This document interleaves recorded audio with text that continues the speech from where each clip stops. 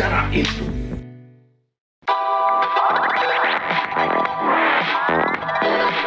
Assalamualaikum warahmatullahi wabarakatuh.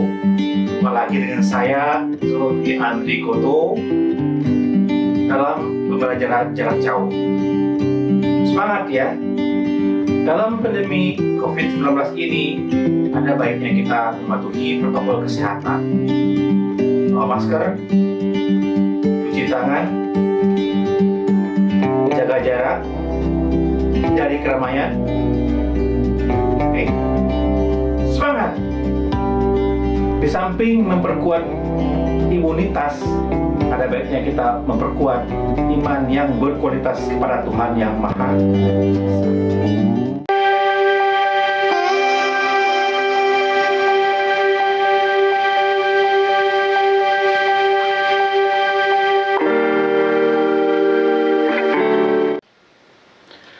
Materi kita sekarang adalah hikayat. Hikayat adalah salah satu cerita rakyat yang tumbuh dari generasi ke generasi, melalui pembacaan, penceritaan, hingga ditulis menjadi sebuah buku. Hikayat mengandung nilai yang dapat diambil dalam ceritanya. Nilai yang terkandung dalam hikayat terkadang masih dapat menjadi panutan dalam kehidupan sehari-hari sekarang.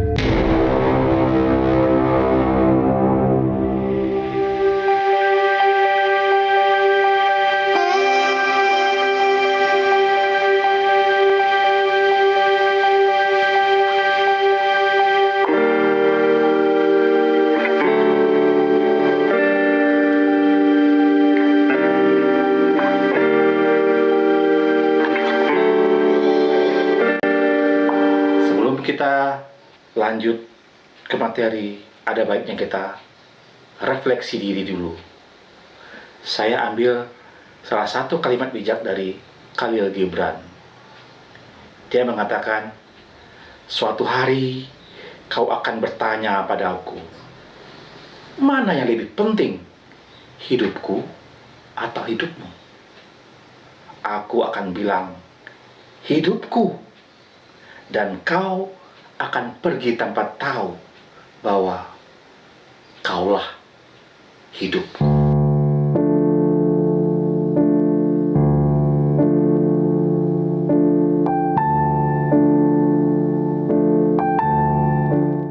Seperti biasa, sebelum kita memulai mata pelajaran, ada baiknya kita berdoa menurut agama dan keyakinan masing-masing.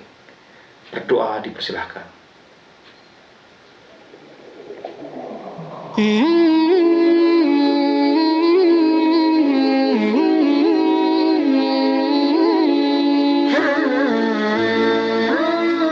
Kita masuk materi ya. Mengidentifikasi nilai-nilai dan isi hikayat ini telah tertuang dalam rencana pelaksanaan pembelajaran tahun pelajaran 2020-2021, khusus edisi pembelajaran jarak jauh. Saya mengambil dari kompetensi dasarnya adalah 3.7 dan 4.7. Kemudian materi pokoknya adalah cerita rakyat, khususnya hikayat. Waktunya selama 4 jam ya, 2 kali pertemuan. Jadi pada hari ini kita masuki 2 jam pelajaran saja. Adapun tujuan pembelajarannya adalah seperti ini.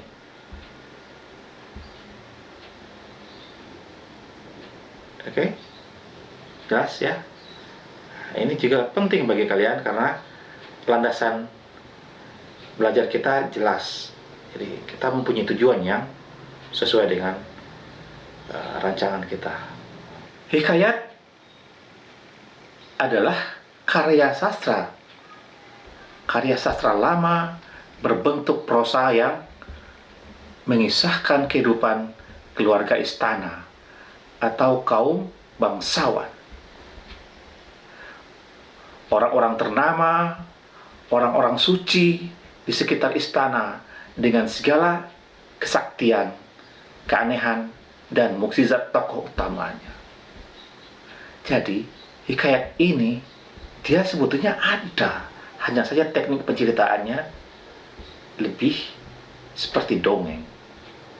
Hikayat kadang mirip cerita sejarah atau berbentuk riwayat hidup yang di dalamnya terdapat peristiwa atau kejadian yang tidak masuk akal dan penuh keajaiban. Hikayat berfungsi sebagai media hiburan, pembangkit semangat, atau untuk meramaikan pesta. Hanya orang-orang pentinglah yang mendalami hikayat di masanya. Nah, sekarang mari kita lihat nilai-nilai yang terkandung dalam hikayat. Antara lain adalah yang pertama, nilai moral. Apa itu nilai moral? Nilai moral adalah nilai yang berkaitan dengan sikap baik dan buruk. Ini akan berbeda di setiap tempat. Baik bagi kita, baik bagi orang Amerika itu berbeda. Nah, tapi dia mempunyai nilai moral. Terus yang kedua, nilai sosial. Apa itu nilai sosial? Yaitu nilai yang berkaitan dengan sikap seseorang kepada orang lain, individu ini dengan individu itu. Jadi bagaimana dia membaur dalam masyarakat. Yang ketiga, nilai agama atau religi, yaitu nilai yang berkaitan dengan keyakinan seseorang, agama seseorang. Itu nilai religi. Yang keempat, nilai budaya. Apa itu? Yaitu nilai yang berkaitan dengan kebiasaan masyarakat. Bagaimana masyarakat itu terbiasa, jadi tradisi, ada kebiasaan dan ada produknya. Ciri-ciri karakteristik hikayat. Hikayat bersifat anonim. Apa itu anonim? Yaitu tidak diketahui secara jelas nama penceritanya. Bukan berarti nggak ada ya, tapi tidak diketahui. Anonim, anonim itu nama. Tidak mempunyai nama, tidak jelas karena dia diceritakan secara lisan. Tidak jelas pengarangnya siapa. Kalau sekarang mungkin akan ketahuan, bahkan dijadikan paten ya. Tapi orang dulu itulah hebatnya. Mereka berkaya tidak perlu untuk menyebutkan namanya. Hal tersebut disebabkan karena disampaikan secara lisan, belum ada media yang mendokumentasikannya. Nah, ciri kedua adalah mengandung hal-hal yang bersifat mustahil di luar akal sehat, yaitu suatu hal yang tidak logis, tidak bisa dinalar dengan akal sehat. Nah, sekarang coba perhatikan contoh berikut. Ya, di situ Batara Indra pun mengeluarkan air utama jiwa. Apa tuh air utama jiwa? Nah, dengan air itu dia menyemburkan ke Raden Samba. Prawira pun bersin-bersin lalu bangun serta duduk seperti dahulu. Jadi air bisa menjadi obat, bisa menjadi terapi. Coba menurut akal sehat, mungkin nggak itu? Nah, tapi itu terjadi di dalam hikayat. Ciri ketiga, yaitu menceritakan kesaktian tokoh-tokohnya. Selain kemustahilan, sering kita temukan kesaktian para tokoh dalam hikayat. Contoh kesaktian tokoh dalam hikayat Sang Boma adalah Begawan Batara Narada dan Batara Indra berhasil menghidupkan kembali Raden Samba Prawira. Dia bisa menghidupkan orang. Itu adalah kesaktian, sakti mandraguna. Sesuatu yang mustahil ya. Tapi terjadi di dalam hikayat. Ciri keempat, yaitu bersifat istana sentris. Istana sentris, berpusat atau berlatar kerajaan. Perhatikan kutipan teks berikut. Nih, ketemu nggak? Betul. Putra dan Batara Indra datang berdiri di hadapan segala raja-raja. Raja-raja di mana biasanya? Di istana. Kutipan teks tersebut membuktikan bahwa hikayat Sang Boma merupakan cerita yang bertema kerajaan. Ciri kelima, menggunakan banyak kata arkais atau kata-kata klise. Jadi akan sering kita menemukan sahdan, hatta, maka, alkisah, arkian, dan sebagainya. Jadi diksinya lebih banyak arkais atau klise, lebih kuno. Nah, contohnya begini. Alkisah, maka tersebutlah perkotaan Batara. Guru menitahkan Begawan Batara, Narada dan Bahtara Indra, bla bla bla bla bla. Muncul kan Alkisah. Nah, begitulah ciri-ciri karakteristik dari hikayat. Sekarang kita poin kedua, yaitu menceritakan kembali hikayat yang didengar dan dibaca. Ada banyak tujuan orang membaca. Nah, mengapa dia tertarik dengan membaca? Bisa saja karena ingin mengetahui isi bacaannya. Tetapi ada juga yang ingin menceritakan kembali, ingin mempelajari dan menceritakan kembali apa yang dia baca. Itu yang akan kita lakukan. Kita akan menceritakan kembali hikayat. Bagaimana caranya? Ini. Nah, langkah-langkahnya adalah: 1. Membaca secara keseluruhan isi cerita. Jadi jangan pernah dipotong-potong. Kalau istilah sekarangnya, jangan di skip. Jadi membacanya itu adalah membaca secara scanning, menyeluruh. Apapun yang ada di dalam teks itu kita baca. Misalnya ada coretan yang diberi catatan, tetap dibaca itu. Terus yang berikutnya adalah mencatat tokoh dan penokohan dalam cerita hikayat. Siapa tokohnya? Nah, dalam hikayat juga kita mengenal beberapa penokohan. Yang pertama adalah tokoh sentral. Siapa itu tokoh sentral? Yaitu tokoh yang amat potensial menggerakkan alur cerita. Tokoh sentral merupakan pusat cerita, penyebab munculnya konflik. Terus berikutnya adalah tokoh bawahan.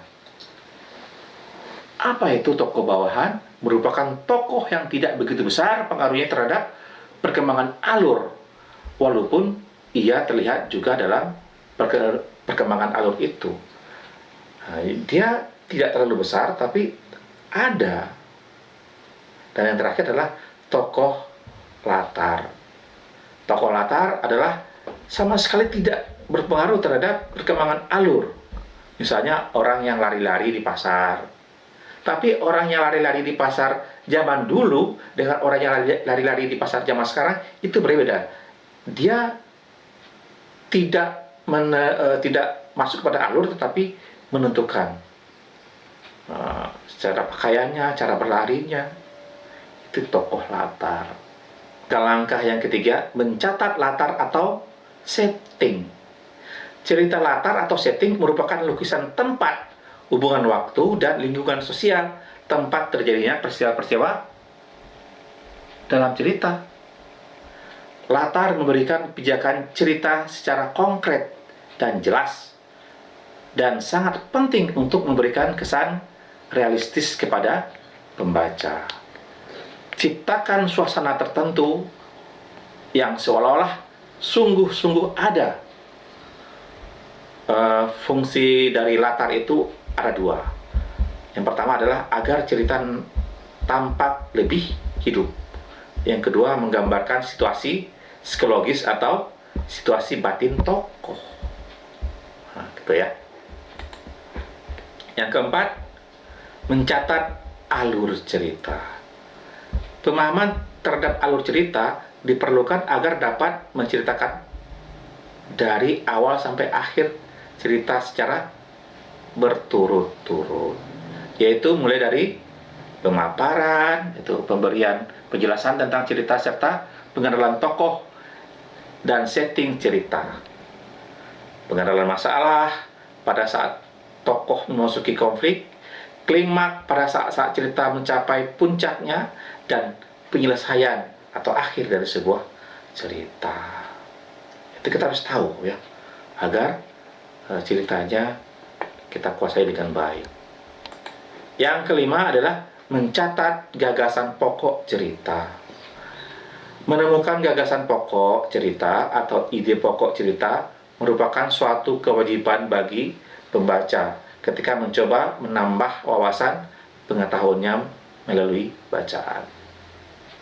Keterampilan menemukan gagasan pokok atau ide pokok bisa dilatih dan dikembangkan secara teratur dan berkesinambungan, sehingga menangkap inti bacaan atau informasi yang diterimanya menjadi tepat, akurat, dan cermat. Gagasan pokok adalah gagasan yang ingin disampaikan oleh penulis kepada pembaca. Selesai 2 jam ya. Sekarang ada tugas. Tugasnya tidak berat, malah enak. Sekarang baca dan kuasailah sebuah hikayat. Masing-masing siswa harus berbeda yang dibacanya agar kalian mempunyai kosa bacaan yang banyak. Ada 40 siswa dalam satu kelas, jadi ada 40 hikayat yang harus kalian baca. Kalau kita lihat di beberapa media sosial di luar negeri itu lebih banyak orang menggali hikayat. Kita sangat minim. Nah, sekarang mulai dari kalian akan menjadi generasi yang mempelajari hikayat yang tentunya mempunyai nilai-nilai tinggi terhadap kemanusiaan. Yang kedua, identifikasilah nilai-nilai dan isi yang terkandung di dalamnya. Semua hikayat itu pasti ada nilai-nilainya. Tentu nilai-nilai yang positif. Yang terakhir, yang ketiga, hikayat tersebut juga berguna untuk tugas pertemuan berikutnya. Jadi nanti pada hikayat kedua, bacaan hikayat tadi akan berguna. Jadi ya, kita kaitkan nanti ya. Oke, hari ini cukup sekian. Kita jumpa pada pertemuan berikutnya. Semangat! Demikianlah pembelajaran kita hari ini. Semoga apa-apa yang kita pelajari menjadi ilmu dan keberkahan di masa depan. Amin amin ya rabbal alamin. Assalamualaikum warahmatullahi wabarakatuh. Semangat!